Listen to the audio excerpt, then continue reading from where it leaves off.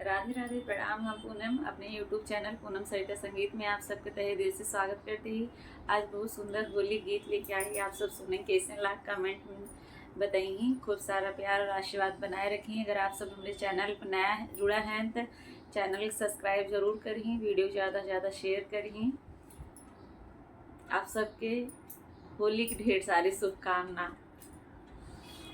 गले अड़हुल के हार, गले अड़हुल के हार, निके लागे भवानी मैया के। गले अड़हुल के हार, गले अड़हुल के हार, निके लागे भवानी मैया के।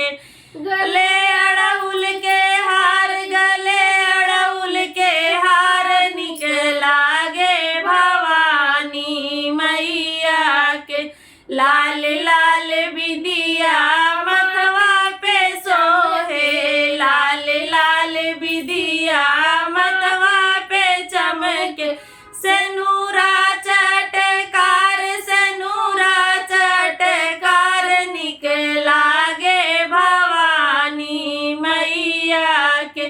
सेनूरा चटकार, सेनूरा चटकार, निकलागे भवानी मैया के। गले अड़हुल के हार, गले अड़हुल के हार, निकलागे भवानी मैया के। शीशे पे चमके सोने के मुकुटवा, शीशे पे चमके सोने के मुकुटवा।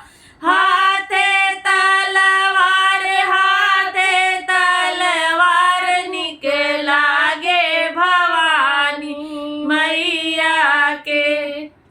हाथे तलवार, हाथे तलवार, निकलागे भवानी मैया के। गले अड़हुल के हार, गले अड़हुल के हार, निकलागे भवानी मैया के। गले अड़हुल के हार, गले अड़हुल के हार, निकलागे भवानी मैया के।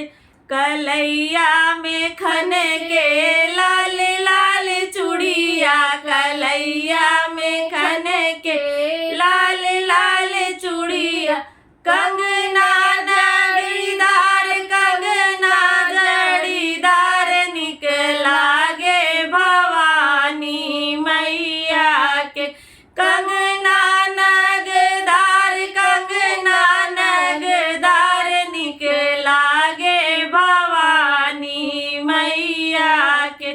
गले अड़हुल के हार, गले अड़हुल के हार, निकलागे भवानी मैया के। गले अड़हुल के हार, गले अड़हुल के हार, निकलागे भवानी मैया के। बहुत सुहा